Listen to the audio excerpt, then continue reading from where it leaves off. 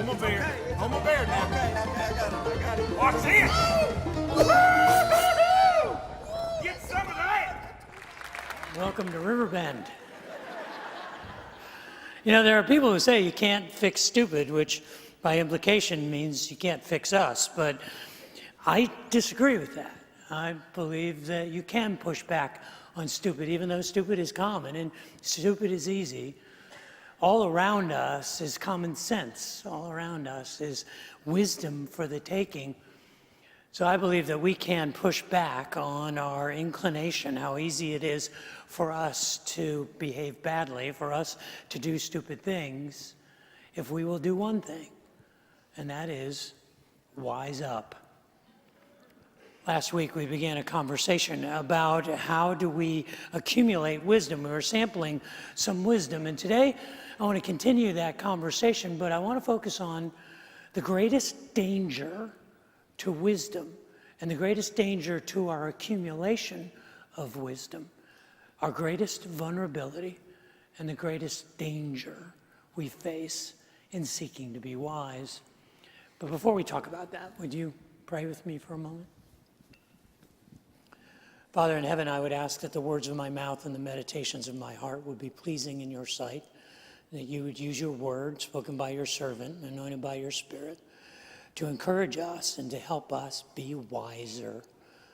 Pray that a lot for myself, for my family, and for all of us here. For I ask that in Jesus' name. Amen.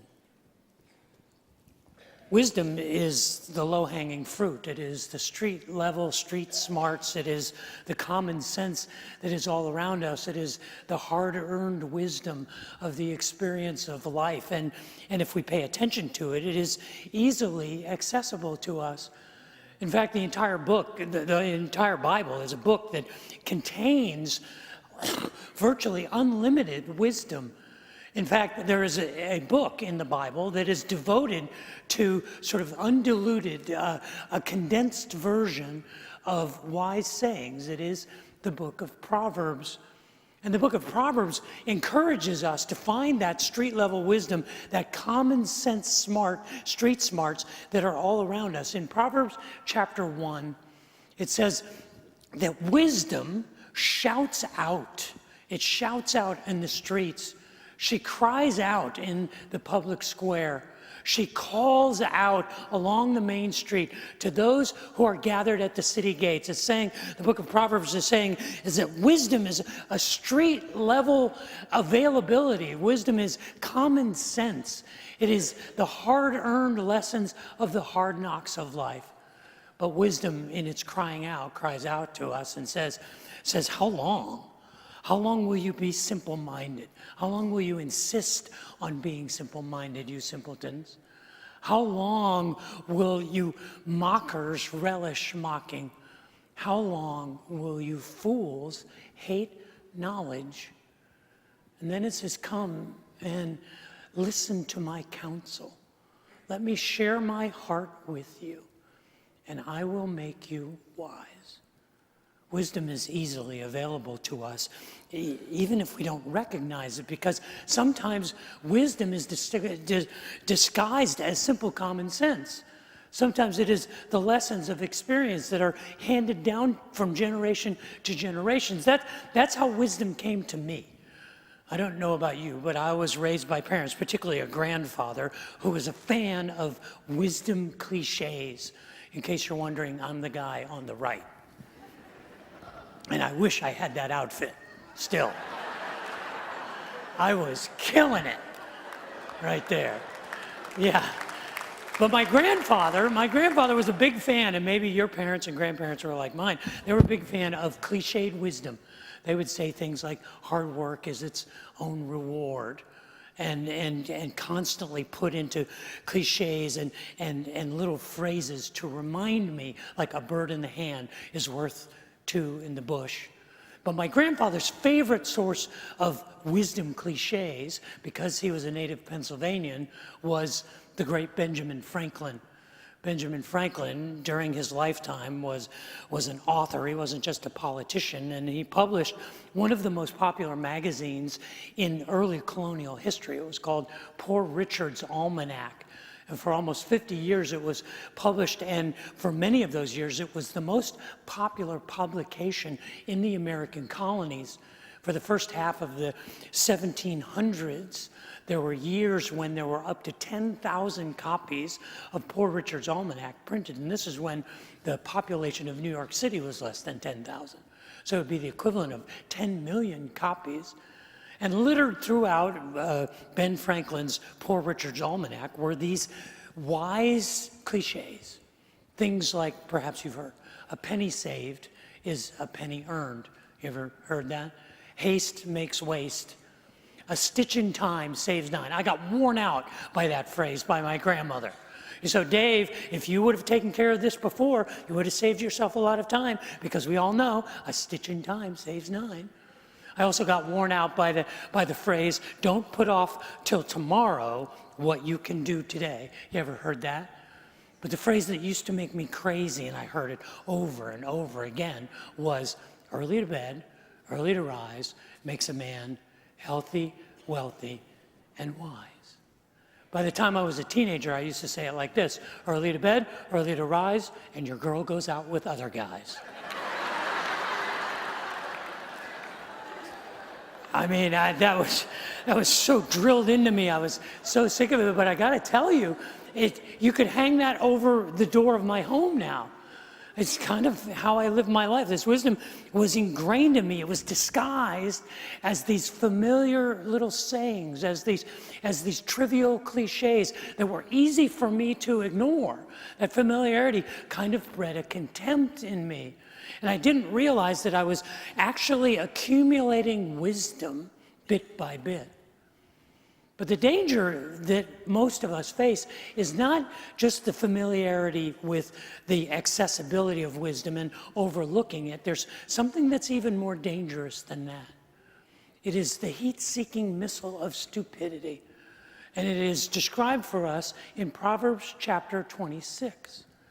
In Proverbs chapter 26, verse 4, it says, "Do not answer a fool according to his folly, or you yourself will be just like him." What it's basically saying is that even though you may accumulate enormous amounts of wisdom, there is a laser-guided bomb of stupidity that can penetrate anyone's wisdom when you engage in foolish reactions. If you engage not just foolish people, but foolish ideas. And any idea is a foolish idea that is not our own. If I disagree with you, or if I dislike your values or your priorities or your beliefs or your political convictions, you, in my mind, are foolish. And what it says is, if you engage with a fool at the level of foolishness, you will be just like them. The Hebrew word there for you will be just like them is the word sha'ah.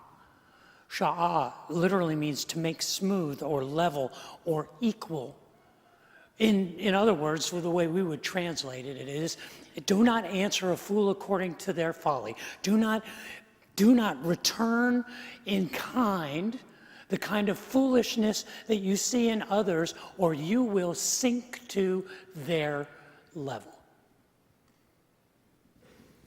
Maybe I'm the only person who struggles with this. Maybe I'm the only person who, when I hear someone going on and on about their political beliefs or about their convictions or about their value system, and I disagree with that passionately because it's counter to my convictions, maybe I'm the only person that sets all of my wisdom aside and reacts in an incendiary manner.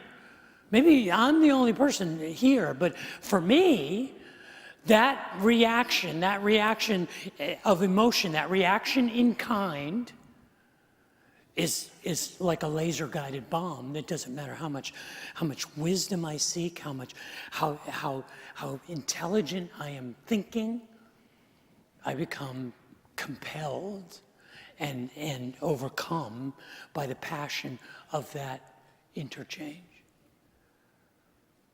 I think most of us experience something like that. We experience those frustrating things where people don't seem to understand, where we're not getting through, where their ideas just seem to not make sense. And we want them to come to their senses, whether it's our friends or our coworkers or political leaders. I mean, the cultural dialogue tells me that we are operating at the lowest common denominator in many cases in our public conversations. So how do we do it? How do we maintain our wisdom and our integrity? How do we behave as intelligent and wise people when we're surrounded by such idiots? When we're surrounded by people who disagree with us and who passionately and violently lob incendiary accusations and false truths about things that we believe or convictions that we have. Why is it that we can't even have a conversation between disagreeing people about issues like racial relations or gun control or abortion or environmental issues? Why is it that it becomes an instant firestorm? Well, it's because it's foolishness. We're reacting foolishly. So how do we do it? How do we behave with wisdom when that kind of stupidity is proactive? It will find us. No matter how well-intentioned we are, you will come across a situation where someone will push your button or light your fuse. How do we stay wise? Today, I want to offer to you 5 sort of common sense ideas.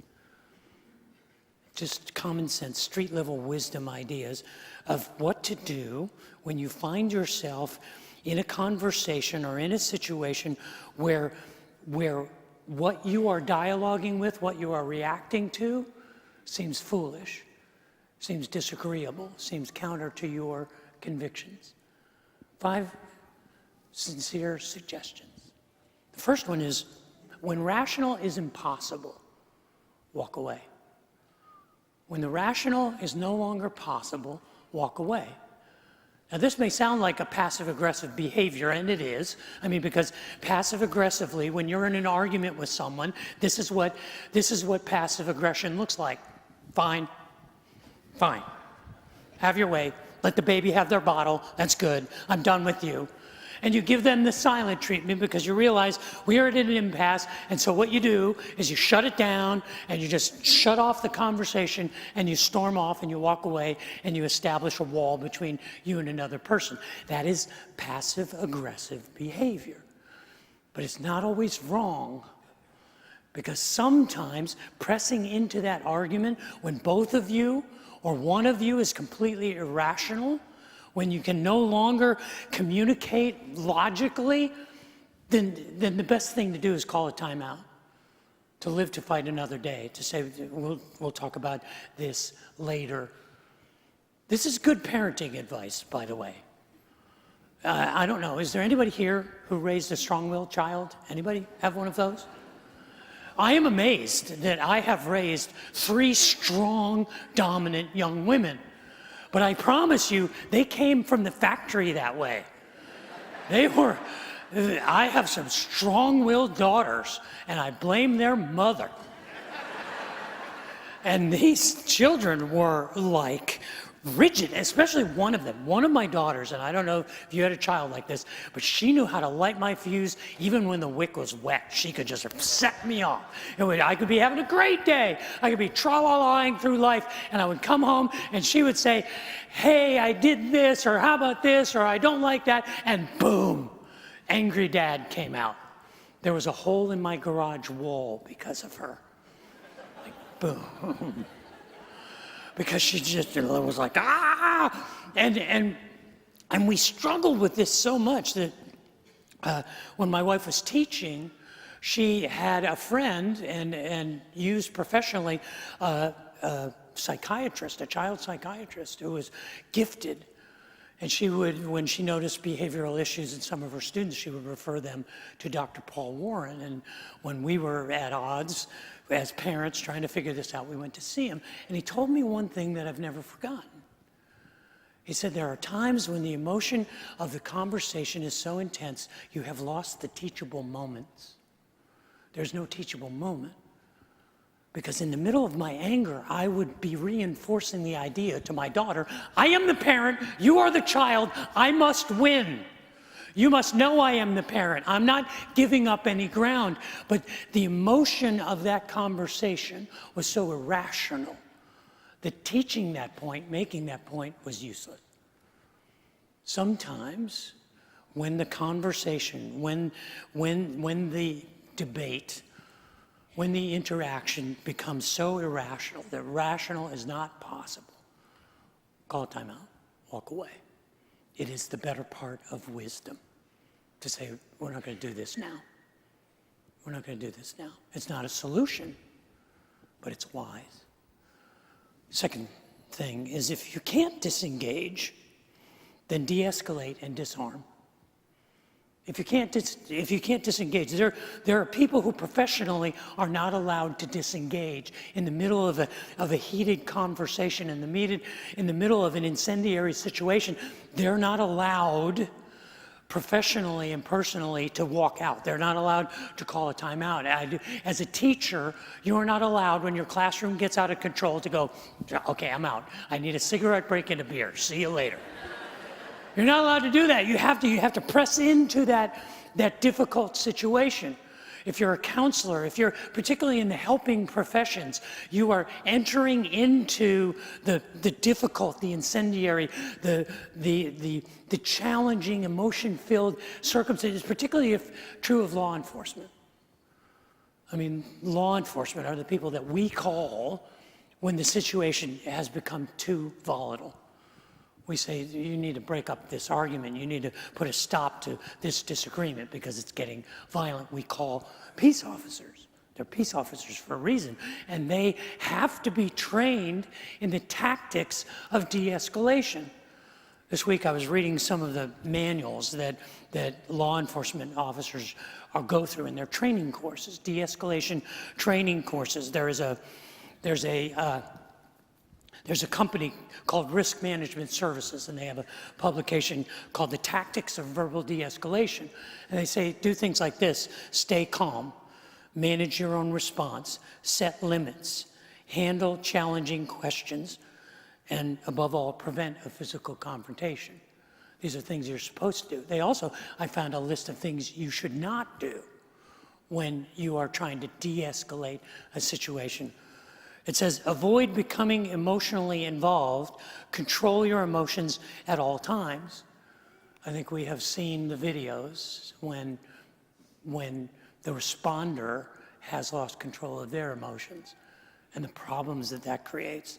Avoid engaging in power struggles. I'm the parent, you're the kid. You have to do it my way. Avoid becoming rigid in your process. This one I didn't expect. It says, avoid telling the other person that you know how he or she feels. I thought that would be a good thing to say, but they're saying, no, you don't say that because the person will then be defensive and say, you don't know how I feel. So avoid saying that. Avoid raising your voice, cussing, making threats, and giving ultimatums or demands. I thought that was a prescription for parenting right there. I could have used this 30 years ago. Avoid aggressive language, including body language. Folding your arms, shaking your head, all of the nonverbal cues that we give. Escalate, make the situation more volatile, more incendiary. When you can't disengage, if it is possible to call a timeout and walk away, de-escalate and disarm. Disarm the situation. Third suggestion that I would make if we want to be wise in these incendiary situations is if we can't de-escalate it, talk to the person, not through them. This is hard for us to do because we are trained by our culture to talk through people. And we do that by labeling people, by prejudging people, by watching television and we're watching a reporter and the reporter will be interviewing someone and they're a politician and next to the name will be an R or a D. So that if you are the opposite and you see that, you automatically discredit that person.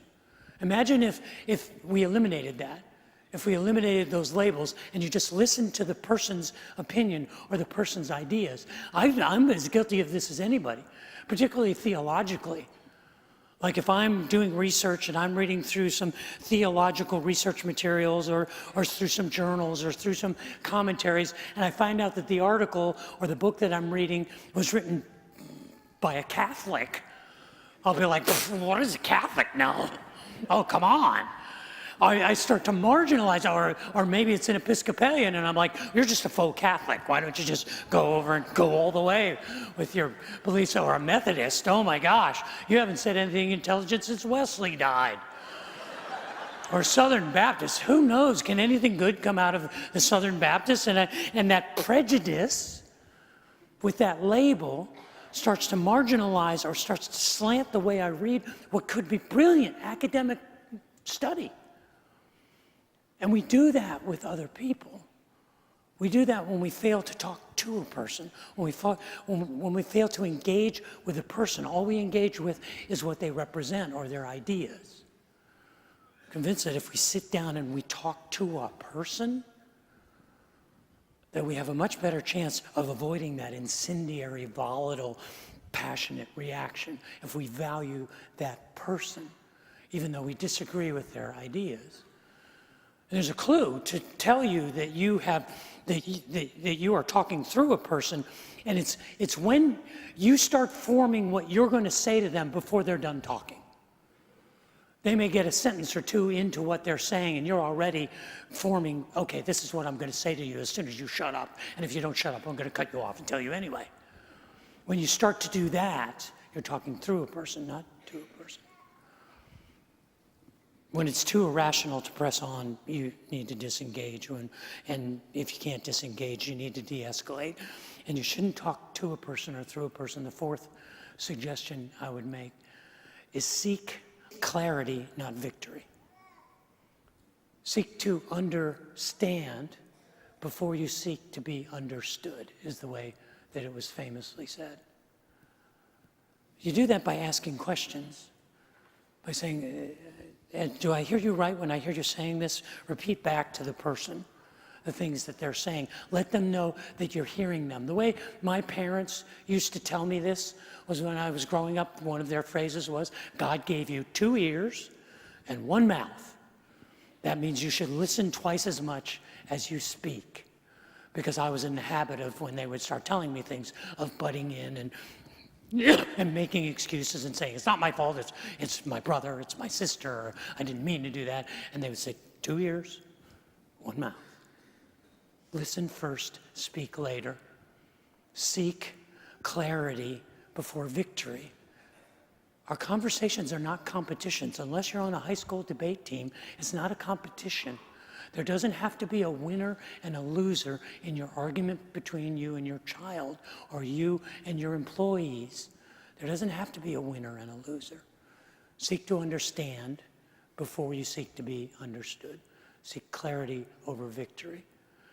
Finally, the fifth suggestion I would make is to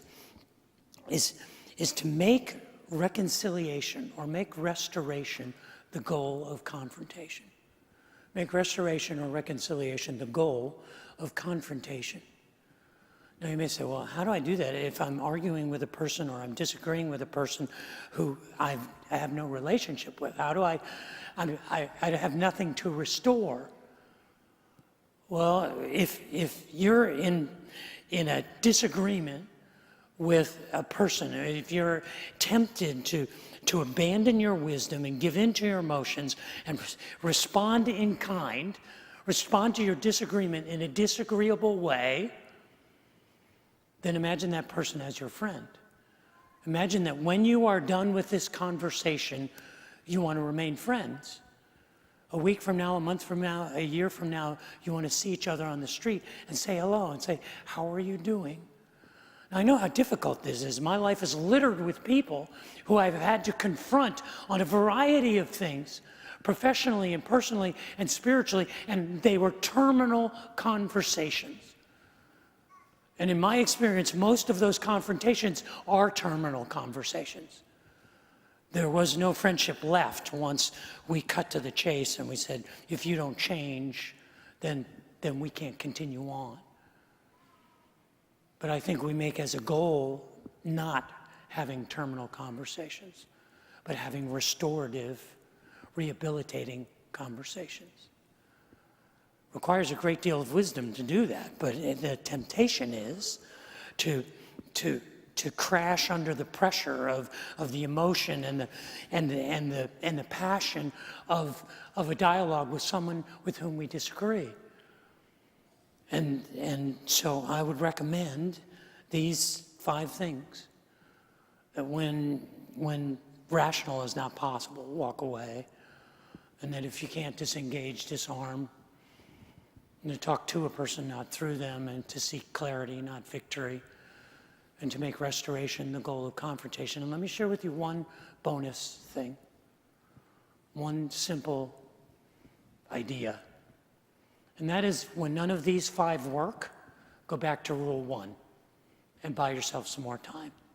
Say, we'll talk about this later. I think it's always a good idea when you realize that your passion or your conviction is getting the best of your wisdom and you're about to behave badly or say things that are hurtful and do stupid things, to back away and refer to rule 1. Say, okay, we'll talk about this another time. Maybe I'm the only person here who suffers from the target painted on them, from the heat-seeking missile of being argumentative and combative, of being competitive. Maybe I'm the only person here who watches the Progressive insurance commercials and loses their minds because the insurance salespeople have on aprons. Why do insurance people have on an apron? What are you, a butcher? Or are you trying to sell me barbecue? Or you're trying to sell me insurance? Every time that commercial comes on, I lose my mind because it makes no sense that the Progressive insurance people would wear an apron. Who thought that was a good idea? You get the point. You don't want to be my wife watching television with me. Maybe I'm the only one that reacts that way to ideas, to values, to perspectives that I think are foolish. But I don't think so. I think Proverbs chapter 26 is a warning for all of us, because all of us are vulnerable to that heat-seeking missile of stupidity that no matter how much wisdom we accumulate, when we get in a confrontation with someone and we passionately disagree with them, it blows up all of our wisdom and we go straight to stupid behavior. Proverbs chapter 26 makes it very clear, don't answer a fool according to their folly, or you will be shah. You will be sinking to their level. So we accumulate wisdom. My grandfather told me a phrase like this. I don't know if you've ever heard this, but my grandfather used to say to me, yeah, Dave, you can sleep in the hay, but you're going to wake up itchy. He said, you can wrestle with the pigs, but you're going to get their mud all over you. Or there's a Texas version of this.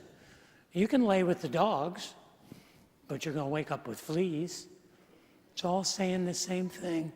It's that common sense wisdom, that street level wisdom that's easily accessible, that I grew up with, that my grandfather was such a fan of. Benjamin Franklin. Some of the phrases that Benjamin Franklin had that I find now to be valuable. Benjamin Franklin said, lost time is never found again. Well done is better than well said. Beware of little expenses. A small leak will sink a great ship. Anger is never without a reason, but seldom a good one. The worst wheel of the cart makes the most noise. He that sows thorns should not go barefoot. I like that one. Wish not so much to live long as to live well. And then this one, search others for their virtues, thyself for thy vices. Wisdom is all around us, and we should seek it. Because there are people who believe that you can't fix stupid. But I believe that we can, if we just do one thing. wise up.